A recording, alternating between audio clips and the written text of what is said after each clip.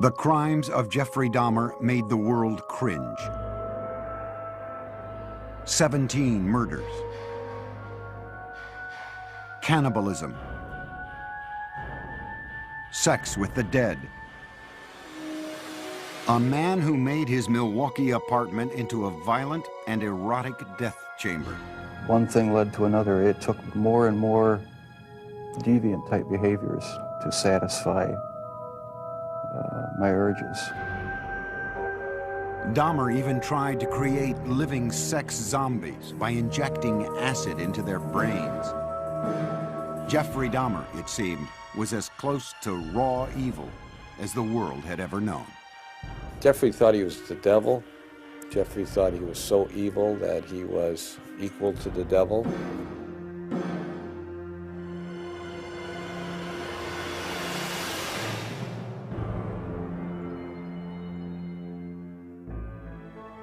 The first child of Joyce and Lionel Dahmer was born in Milwaukee, Wisconsin on May 21st, 1960, just before their first anniversary.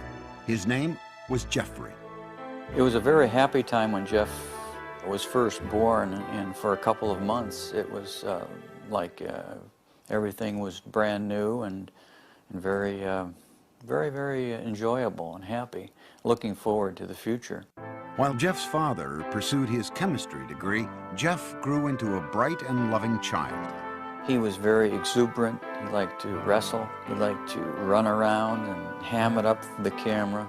And he liked to play with kids. He liked to get together with them. And he was very outgoing. Jeff was also an extremely curious child. He seemed to want to play with things and feel things and get to know their texture, and he seemed to be very much in tune with what's around him. He just wanted to know what was going on. He had a fascination with animals as a youngster.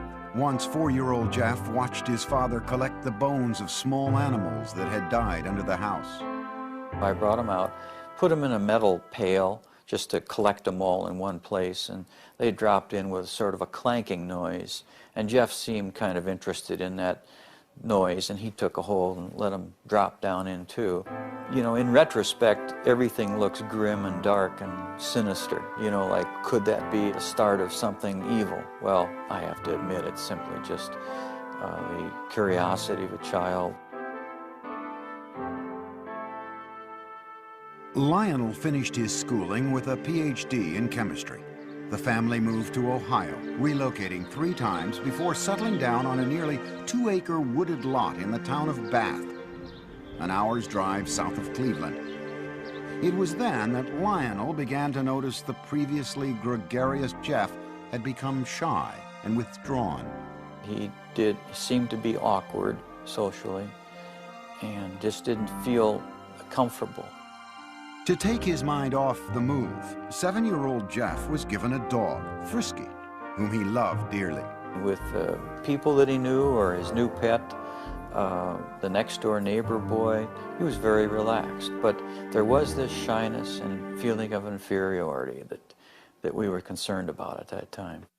What the Dahmers thought their son needed was to feel more involved, so they let Jeff choose the name of their second son. Jeff named his brother David. Lionel also encouraged his son to participate in activities that would include contact with other kids. What we were trying to do was to involve Jeff with activities with the thought that involvement would lead to human involvement, a forced, almost, interaction. And on the weekends, father and son planted gardens and raised sheep for competition in 4-H fairs. To commemorate their gardening days, young Jeff gave his father a handmade card with a poem. There's a picture of me eating an ear of corn on the front, and Jeff says, "The squash and the pumpkins can never compare to the kind of dad who has curly hair." And it says, "This poem is from Jeff, and I love you to death." When Jeff was 10, his mother was hospitalized and treated for anxiety. From there, his parents' marriage began to fail. Jeff's fascination with nature and small animals continued into his teenage years, when he became curious about what they looked like on the inside. For specimens, he collected roadkill. Riding around the country roads in Bath, carrying garbage bags, Jeff searched for carcasses. Jeff brought the roadkill he found into the backyard of the house, and there in the secrecy of the woods, he dissected the animals. I really have become convinced that that was sort of the starting point in this downward spiral of his. And it was associated with his puberty. And when you have hormones kicking into this terrible mixture, what he's doing, he's investigating insides of animals. And his sexuality was developing at the same time. Teenage Jeff was discovering that he felt sexually attracted only to men. But the thoughts of sex with men became interlocked with fantasies of killing another man and dismemberment. The fantasies excited him, but they were unspeakable. I think it was around age 14 or 15. Started having obsessive thoughts of violence intermingled with sex. And it just got worse and worse. I didn't know how to tell anyone about it, so I didn't. I just kept it all inside. The fantasies included lying next to an unconscious man. For the first time, Jeff's fantasies crossed the line from his mind into action.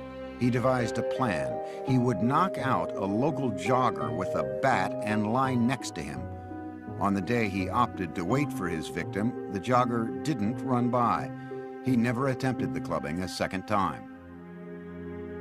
As he entered high school, his sexual fantasies traumatized him. To escape, he began drinking. On the way to classes in the morning, he would fill up a cup with hard liquor at a friend's house. And I remember sitting next to him in a first period, I believe, history class, and he had a styrofoam cup of scotch, I believe it was scotch. I remember saying, "Jeff, what is that?" And he threw his head back and he shook it and he said, "It's my medicine." But clearly he was getting drunk at 8 o'clock in the morning. At home, Jeff was watching his parents' marriage dissolve. When their bickering escalated to open fighting, he retreated to the forested backyard, slapping tree trunks with sticks. I'd leave the house, go out in the woods and sulk, brooding, wondering why they had to have such a rough relationship. He remained aloof with few interests and no close friendships, but he still seemed to have a sense of humor. On the high school tennis team, Jeff spent most of his time goofing around rather than playing a serious game. But more often than not, the jokes were at Jeff's expense. He gained a reputation as the class clown. Acting out in a bizarre or unexpected manner became known at his school as, quote, doing a Dahmer. All of a sudden you'd be walking down the hall and you'd hear someone yelling and hollering and running through the hallway, and it's Jeff Dahmer in the middle of the day, running, flapping his arms, yelling, hurricane drill, everybody hide. At one point, Jeff collected money from classmates in exchange for a show at the mall. And a woman is handing out samples of sunflower seeds, and Jeff is taking one and then another and being very polite like he always was, and then just spits them out all over the place and starts yelling at the top of his lungs, "I'm allergic, I'm allergic, I'm allergic," and runs away. During his junior year, Jeff went along on a school-sponsored trip to Washington, D.C. And Jeff said, "I have an idea, let's go see the vice president." And we sort of all laughed and said, "Yes, sure, the vice president." Jeff went to a payphone. When he returned, he announced that they would be seen in the office of Vice President Walter Mondale in 2 hours. He had explained that we were high school students from Ohio working on our school newspaper, and we were in town for a week, and could we come and talk to someone in the vice president's office? His slick talking worked. Dahmer had gotten his classmates inside the executive office building to meet with Mondale. In the classroom, Jeff was something of a model student. Very polite to adults, dressed very nice, very respectful to teachers. Did his work. He could be an A student if he wanted to. Other times he would fail a class because he had no interest. He could be very polite with very good manners, yes sir, no sir, when he spoke with teachers. He was perfecting his ability to fool authority figures. But as time went on, Jeff became less interested in his performance at school. No one really knew what was going on in his mind. He didn't open up to anybody. He didn't have any close friends. And he had really slipped away from his social life the older we got in high school. At the school near Bath, Ohio, Jeffrey remained an alcoholic outcast. His behavior was the subject of mockery from other students.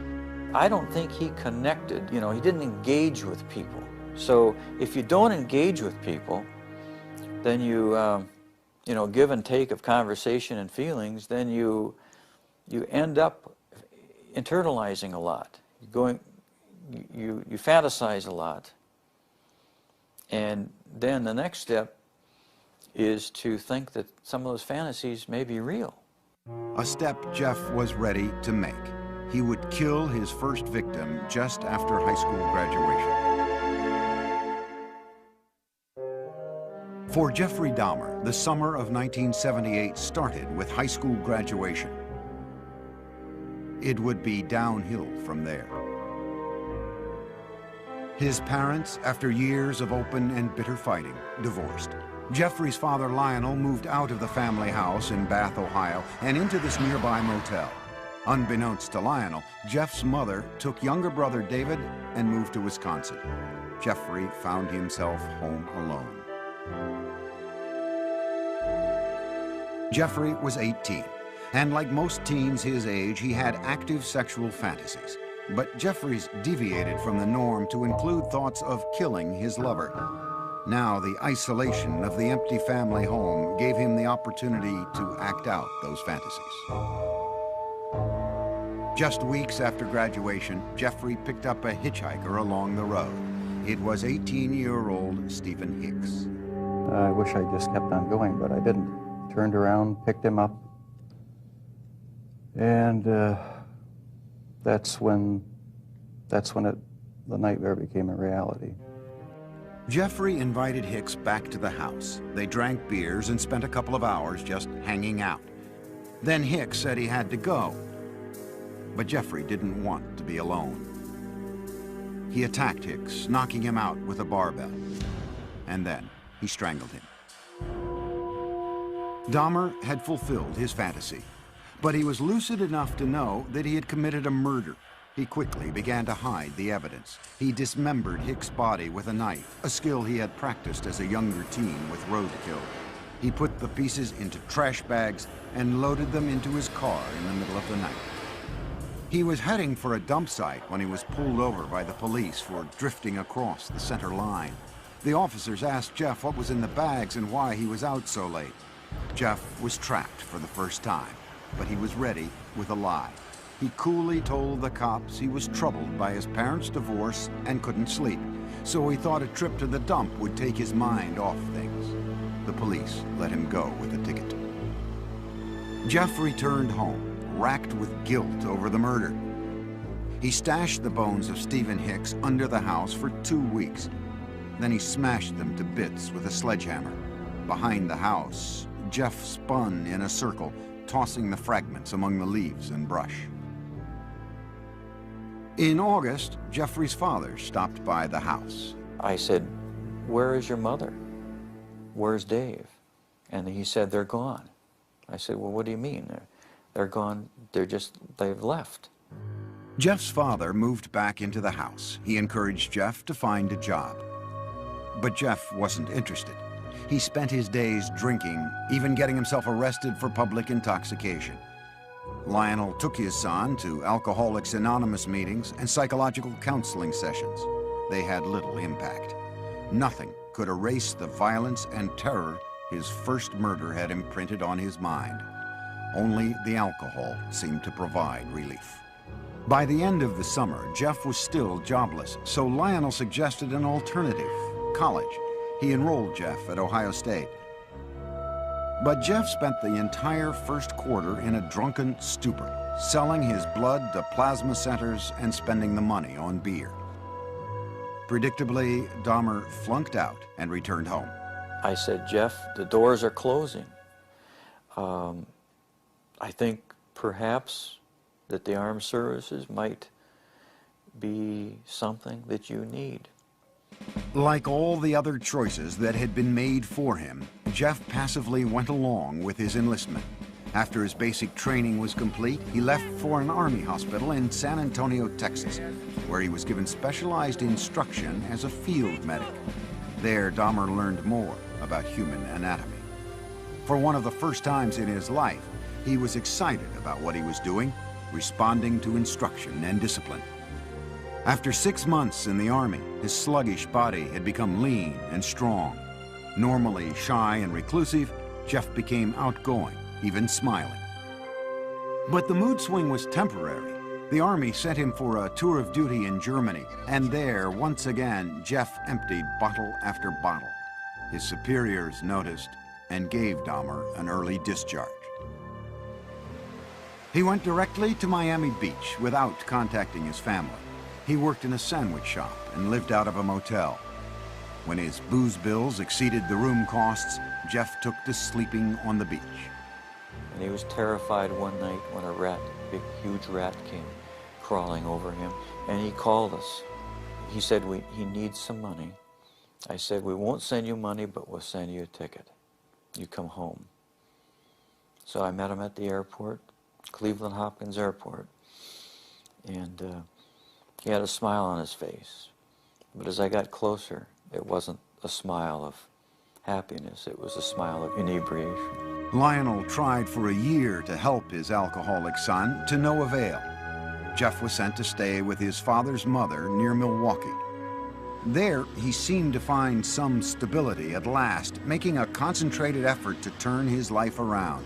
He stopped drinking, went to church with his grandmother, and he fought what he believed were immoral homosexual urges, which eventually led to his inescapable fantasies about murder.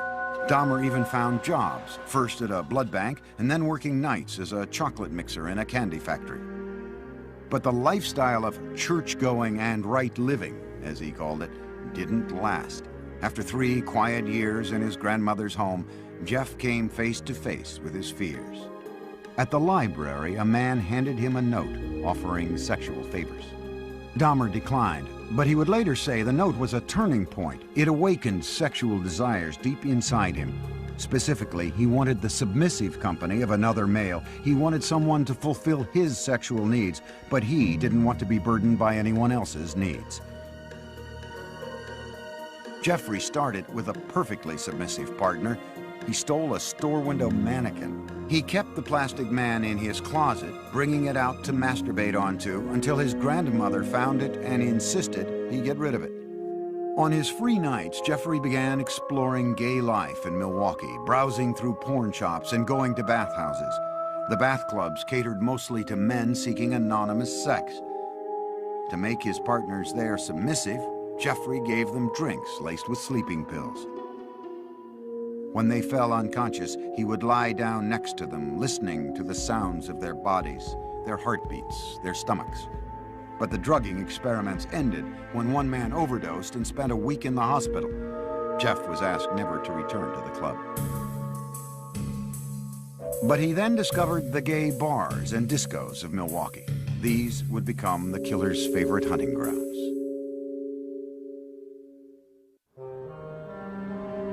By his late 20s, Jeffrey Dahmer was settled in Milwaukee, living at his grandmother's and prowling the city's gay scene. No one suspected that this reclusive loner with boyish good looks was on his way to becoming a psychopathic serial killer. He did take pleasure in the fact that he was in control of his own little world, that nobody knew what was going on, that he was the master of it. Dahmer could fit in with any group, and you wouldn't say, oh, he must be crazy, or he must be a killer. That's why he was so successful. He was not a repulsive individual. Certainly not in Milwaukee's gay nightclubs. We have it on good facts that he was considered somewhat of a honey in the gay community, that people found him attractive. Several people told us that he was the kind of guy that you wanted to take care of, you wanted to baby him. But Dahmer had very specific requirements for his men. He chose a body style. He liked long, lean, smooth, muscular body styles, and it didn't matter if they were black, white, yellow, red, or brown. If he found them attractive, he would try to get them. In November 1987, Dahmer met 25-year-old Steve Toomey at a downtown club called 219. After a few drinks, they left the bar for a night at the nearby Ambassador Hotel. Dahmer used an old trick to get Toomey into the submissive state he craved. I had put some sleeping pills in his drink to render him conscious. And was just going to spend the night with him. When I woke up in the morning, my forearms were bruised, and his chest was bruised, and blood was coming out of his mouth. He was hanging over the side of the bed, and I have no memory of beating him to death, but I must have. But Dahmer didn't panic. He went out and bought the biggest suitcase he could find. At the hotel, he crammed Toomey's body into the case, dragged it into a taxi, went back to his grandmother's house, and dismembered Toomey in the basement. That's when the obsession went into full swing. He decided after that second death that he would no longer attempt to control his desires, that he would give full rein to them, yield entirely to them, and after that his life became the pursuit of unmitigated sexual pleasure. Dahmer now decided to pursue his fantasies of ultimate control. It was no longer enough to have his partners submissive just for a night. He wanted to keep them that way forever. So with the intent to murder and then butcher the men he picked up, Dahmer returned to the clubs. At a bus stop outside 219, he met 14-year-old James Dockstader. Dahmer offered him $50 to spend the night with him. They took the bus back to Dahmer's grandmother's. While she slept, Jeff and Dockstader had oral sex. Then Dahmer drugged and strangled him, his preferred method for killing. He stated in no way did he ever want to hurt anybody, as funny as this sounds. That is the reason why he killed everyone by strangling them, because not only did he get the power and the thrill of committing the murder, but it was also the most humane way. With Dockstader, Dahmer further explored his dark fantasies. He hid the body in the basement for a week and continued to have sex with it.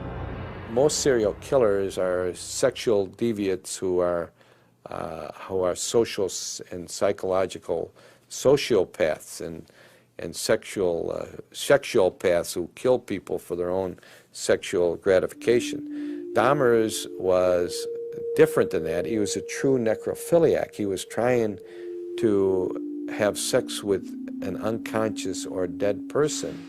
Once James Dockstader began to decay, Dahmer dismembered him in the basement near a floor drain, just as he had with Toomey.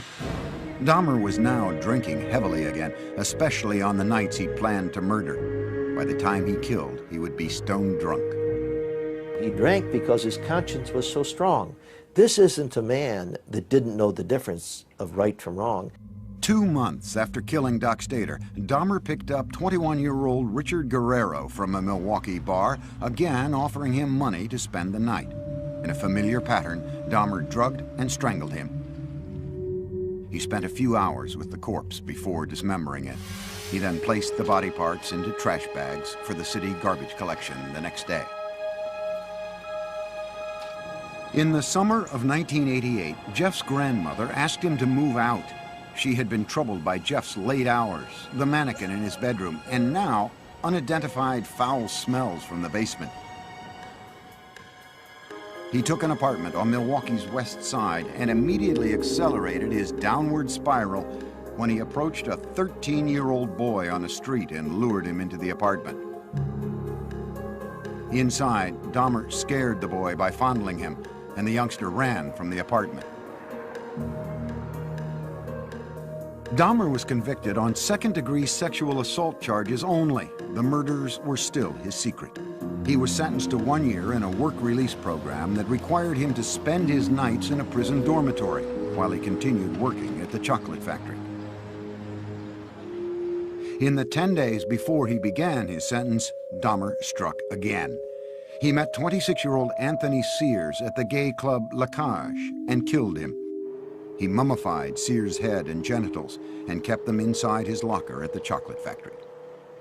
Towards the end of the work release term, Jeff's father wrote to the judge and urged him to put Jeff in an alcoholic treatment program, writing, "I have tremendous reservations regarding Jeff's chances when he hits the streets." No program was ordered. Jeff was released 2 months early. He moved into another low-income neighborhood in Milwaukee. The rent at the Oxford Apartments was cheap, and the location was close to the gay clubs. On his own again, he was free to feed his relentless sexual urges. Within 3 weeks of his release, Dahmer began a 1-year killing frenzy. He would leave 13 more families, most of them African American, searching for loved ones who had simply disappeared. The police, too, searched in vain. Once Jeff started on his killing spree, all of his financial resources, all of his time, money, effort, desires, emotions, thoughts went into his secret world of killing people and keeping them with him. Many times he talked about trying to fight it, even after he had killed a couple people, saying how he wasn't going to do it again, but within a month he would be back out at the bar stalking. One victim almost got away. Dahmer had drugged 14-year-old Konorak Synthesomphone, the brother of the boy Dahmer had been jailed for molesting the year before.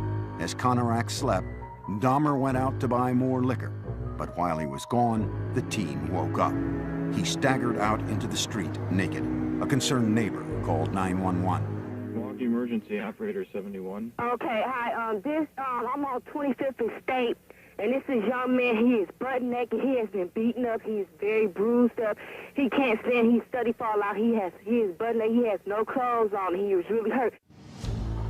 Police arrived. By this time, Dahmer had returned from his beer run. As he had with police in Bath, Ohio after his first killing, Dahmer smoothly lied. He told police that Konorak was his gay lover who simply had too much to drink. He brought the cops into his apartment and showed them Polaroids he'd taken of the teen, proof, he said, of their relationship. The police believed the 14-year-old was of legal age and left him behind with Dahmer. They wrote the incident off as a lover's quarrel. Again, Dahmer had been slippery enough to keep his killings a secret. As soon as the cops left, he murdered the boy. Inside Dahmer's apartment, the bodies began to pile up. So he bought a 57-gallon drum and filled it with a powerful acid to dissolve the dismembered limbs and torsos. After weeks in the acid, the remains of Dahmer's would-be lovers became sludge, which he flushed down the toilet or the bathtub drain. For others, Jeffrey boiled the skin off their bones on the stove. A sweet, bitter odor of death began to infest the building, and many tenants traced the smells straight to Dahmer's door. It's awful funny. Whatever Jeff was cooking, Jeff never bought no groceries. So what could he have been cooking that smelled like chitlins? Chitlins have a very peculiar, nasty odor to them, you know. Dahmer was pathologically lonesome, not wanting his sexual partners to leave him even after death. He took keepsake photos while removing their flesh and then preserved certain parts. And one thing led to another. It took more and more deviant type behaviors to satisfy my urges. He devised a plan to build a shrine out of skeletons and skulls, but he was still in search of the perfect partner, one who was completely submissive but alive and not prone to decay. On a few still living victims, Dahmer used a power drill to open small holes in their skulls. Then he injected acid into their brains. According to Dahmer, none of his experimental zombies lived longer than a day. And in perhaps the ultimate effort to keep his victims with him, Dahmer began eating their flesh. It made me feel like they were a permanent part of me. Besides the just mere curiosity of what it would be like, it made them feel that they were a part of me, and it gave me a sexual satisfaction to do that. Throughout this year of ruthless killing, Dahmer still appeared outwardly normal. In this video, taken at his grandmother's house on Thanksgiving, Dahmer talked calmly with his father. Well, you're looking good. Grandma was saying that she thought that you got quite a bit thinner, but you look fit. I don't know. Well, I've been surviving mostly on McDonald's food. It's just so much easier just to pop into a restaurant. But yeah, like I've said before, it gets too expensive, and it does. I have to start eating at home more. It's amazing how he could sit there and appear like he's, you know, clean cut, nice jacket on, and talking very hopefully about his job, intelligent. It's amazing how much a human being can hide from another human being. But careful as he was, Jeffrey Dahmer was about to run out of good lies. In July 1991, the city of Milwaukee discovered a serial killer, 31-year-old Jeffrey Dahmer. One man, Tracy Edwards, had managed to escape from the horrors of Dahmer's apartment and flag down a passing patrol car. When the officers entered the apartment, they found 83 Polaroids of bodies in various stages of dismemberment. There were more shocking discoveries in the kitchen. There were 4 fully enfleshed skulls still there, sitting in a refrigerator. One of the officers said he opened the icebox. He heard a scream. It was only later that he realized that it was he himself who had screamed. TV news cameras rolled as what was left of the victims was carried out. The 57-gallon drum filled with the torsos of 3 men. A freezer with dismembered limbs and flesh. Metal cooking pots with mummified hands and genitals. This time, there was no lie Dahmer could tell to save himself. He was walking in a pretty defeated manner. His shoulders were hunched, his head was down, he was sweating profusely. He kind of had a faint, kind of a whining, like a baby crying noise about him. At the police station, detectives began a marathon interview with the suspected killer.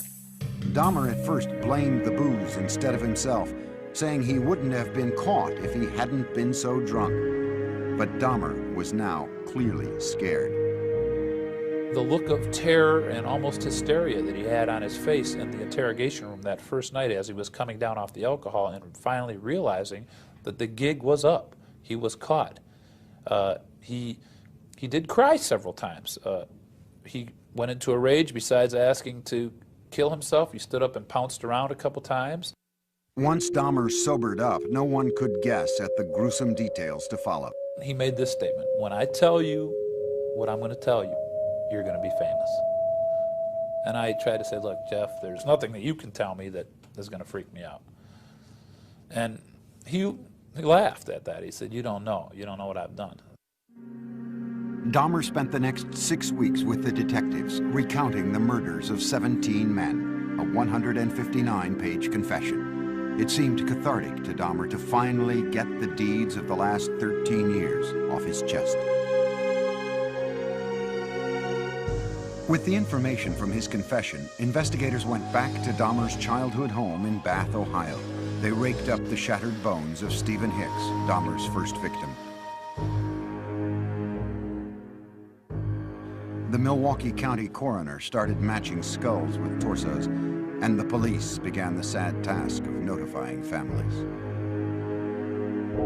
Dahmer pleaded guilty but insane. The issue of his sanity would be the sole question before the jury. You know immediately that it's going to be probably an insanity defense. What can you argue? You can't claim self-defense. You can't say you don't know how those bodies got there. Wisconsin had no death penalty, so if the jury found him sane, he would spend the rest of his life in prison. If they found him insane, he would be imprisoned in a mental facility. Dahmer himself couldn't understand why he enjoyed fantasizing about murder. Jeffrey thought he was the devil. Jeffrey thought he was so evil that he was equal to the devil. And he knew there was something wrong with him, but he didn't know what it was, but he never categorized himself as being insane.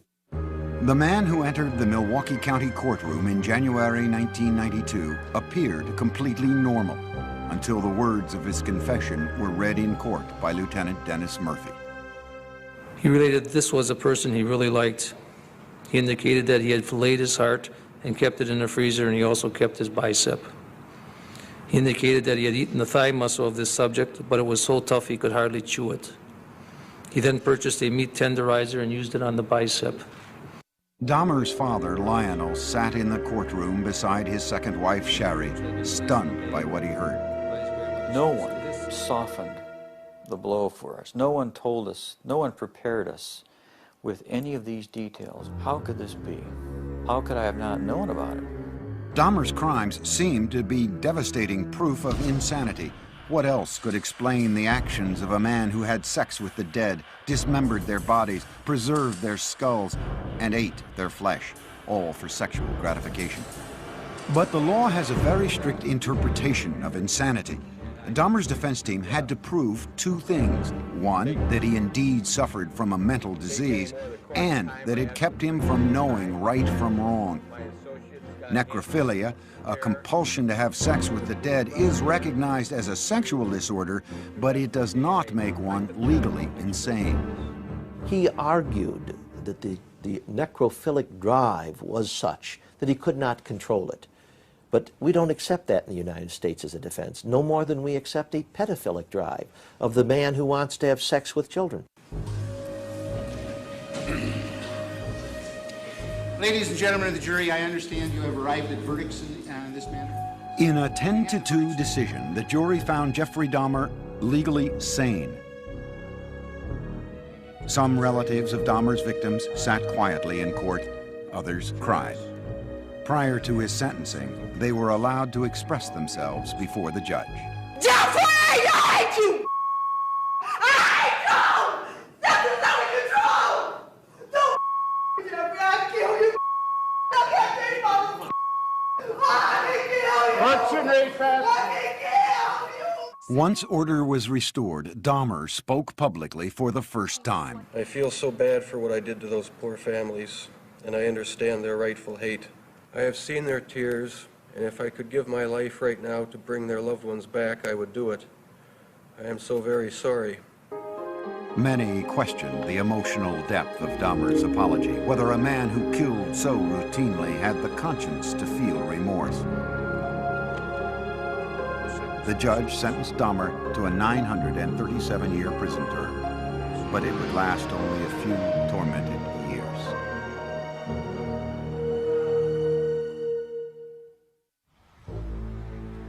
Jeffrey Dahmer's final home was the Columbia Correctional Institution in Portage, Wisconsin. His former residence at the Oxford Apartments in Milwaukee stood as a painful reminder of the lives that ended there. So in November 1992, it was demolished. In his prison cell at the age of 32, Dahmer's life became a conflicted introspection, trying to sort out the blame for his killing nature and seeking divine forgiveness for it. He had spent time in church as a boy and with his grandmother as an adult, but had lost his religion during the murder spree. Dahmer placed the blame for the murders on his atheistic beliefs and the theory of evolution. He said, if it all happens naturalistically, what's the need for a God? Can't I set my own rules? Who owns me? I own myself. Yet Jeffrey was still a contradiction, for he was always quite willing to blame the devil for taking over his soul. The serial killer wondered now what would happen to him when he died. Dahmer decided he wanted to be baptized. Evangelist Roy Ratcliffe was called by the prison minister to talk with the inmate in April 1994. He was a very affable, congenial, likable sort of person. I always felt like I was dealing with a small boy in a grown-up man's body. He could get real excited and interested in neat or cool things that a little boy would get involved in. 1 month later, Dahmer was taken to the prison medical center, where he was baptized in a whirlpool. On the way, we walked by other prisoners who were coming by with mops and brooms and various cleaning devices, and they looked up, and the only one they saw whom they recognized was Jeff, and so they called out in a very friendly, banter, "Hey, JD, how's it going?" And he called back, "I'm going to be baptized, this is great." Dahmer appeared to be making a remarkable transformation in prison. He would ask questions. He he would say, but wait, what about this? What about that? So uncharacteristic of the earlier years. You know, go back to senior year in high school, you wouldn't get any of that. He was so interactive and so concerned about our welfare. You know, he was reaching out. He was rehumanizing. But those dark, haunted fantasies remained with Dahmer. I'll probably have to live with it for the rest of my life. I wish it would go away. I wish there was some way to completely get rid of the compulsive thoughts, the feelings. Dahmer got another reminder of his past when he was visited by Teresa Smith. Jeffrey had killed her brother, Eddie. First thing when he did when he came in is apologize for killing my brother. I asked him why my brother, and he said he seen the way he danced, you know, and he liked the way he looked. And he said I was just attracted to him. He said he had strangled him, and then he was trying some new experiment or something with preserving the skull and the body and whatever, and it didn't work. So he had to destroy him. Dahmer had spent his entire adult life as the predator. But now in prison, he became the prey. The notorious serial killer was a target for other inmates. In August 1994, he was attacked in the prison chapel with a crudely fashioned knife. He survived. But on November 29, 1994, inmate Christopher Scarver, who called himself Christ, bludgeoned Dahmer with a metal rod from the prison gym. Dahmer died on the way to the hospital. Among his last wishes, Dahmer had asked to be cremated. His ashes were split between his mother and father. There are statements in his will and testament that say, I don't want a marker, I don't want a grave, I don't want a funeral, I don't want any kind of... He's saying, I want to be wiped out. But the horrible questions that his life of killing posed do continue, and they defy answers. There's a mystery of mysteries that will never be solved, even if he lived. I don't know that what he was all about would ever be solved, except maybes. It's hard when there's no explanations. Sure, there were red flags in Jeff's life, but no one knew about him. He was so secretive and so careful.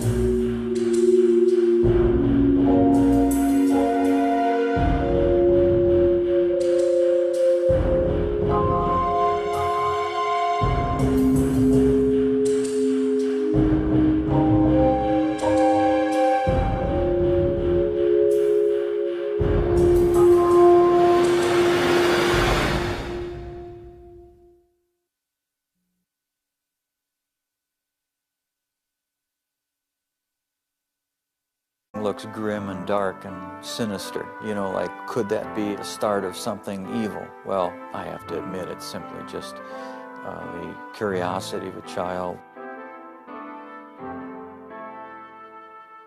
Lionel finished his schooling with a PhD in chemistry.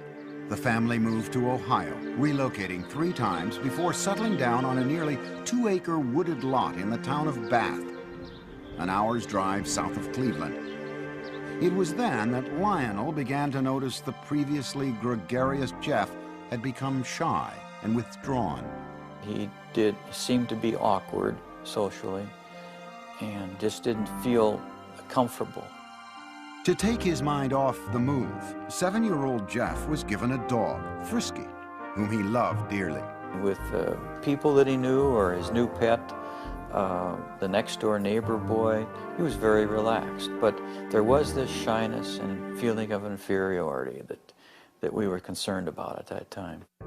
What the Dahmers thought their son needed was to feel more involved, so they let Jeff choose the name of their second son. Jeff named his brother David. Lionel, he dissected the animals. I really have become convinced that that was sort of the starting point. in this downward spiral of his. And it was associated with his puberty. And when you have hormones kicking into this terrible mixture, what he's doing, he's investigating insides of animals.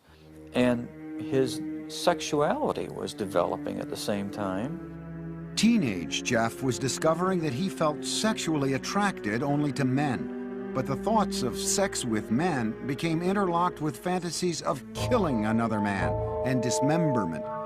The fantasies excited him, but they were unspeakable. I think it was around age 14 or 15.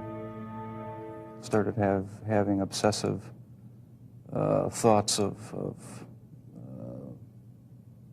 violence intermingled with sex. And it just got worse and worse. I didn't know how to tell anyone about it, so I didn't. I just kept it all inside. The fantasies included lying next to an unconscious man. For the first time, It was a very happy time when Jeff was first born, and for a couple of months it was like everything was brand new and very, very enjoyable and happy, looking forward to the future. While Jeff's father pursued his chemistry degree, Jeff grew into a bright and loving child.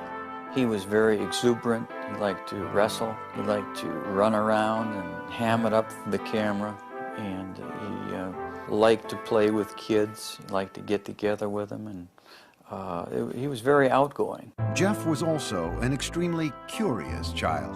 He seemed to want to play with things and feel things and get to know their texture. And he seemed to be very much in tune with what's around him. He just wanted to know what was going on.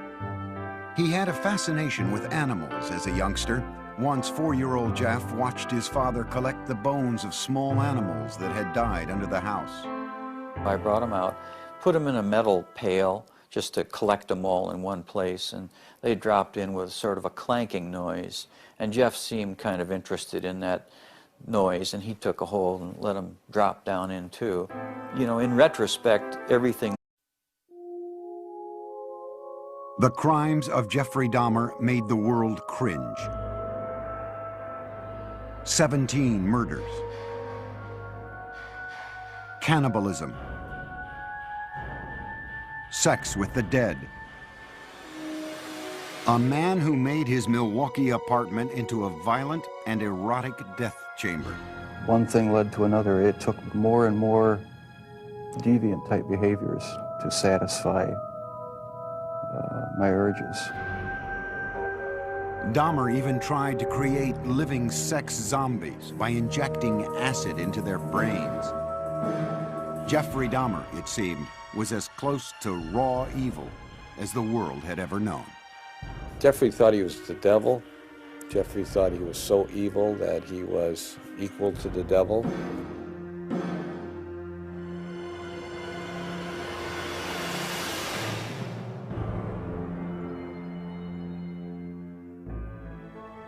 The first child of Joyce and Lionel Dahmer was born in Milwaukee, Wisconsin on May 21st, 1960, just before their first anniversary.